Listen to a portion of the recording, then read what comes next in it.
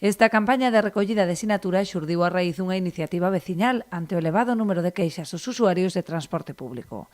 Liñas sen apenas frecuencia, incumprimento dos horarios ou autobuses que nin tan sequera fan as paradas establecidas son tan só unha pequena parte da multitude de eivas que presenta o servizo, dende que fora adxudicado á empresa Monbús. Dicir que a iniciativa tuvo moi boa acollida, Sí. porque nos sitios aos que íbamos, verdad, sempre nos dían, bueno, xa iba sendo hora de que alguén fixese algo, ou na tienda, vou de que me pregunten a que hora pasa o bus, porque nunca saben a que hora pasa, porque non hai horarios, porque os horarios non se cumplen, etc.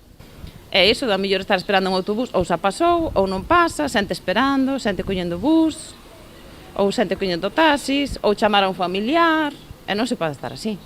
Solicitan ademais a colocación de horarios nas marquesiñas das distintas paradas, así como un mellor mantemento dos autocares, posto que algúns se atopan en moi mal estado.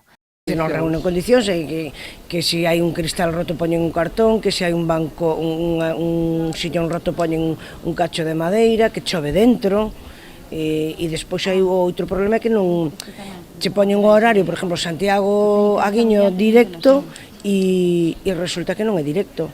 Quer dizer, que chega arriba e dice, agora tendes que buscar a vida que hasta aquí chegamos. Xunto coas preto de 1000 sinaturas recollidas, as veciñas solicitan un encontro co alcalde, así como con responsables da Xunta e da propia empresa concesionaria.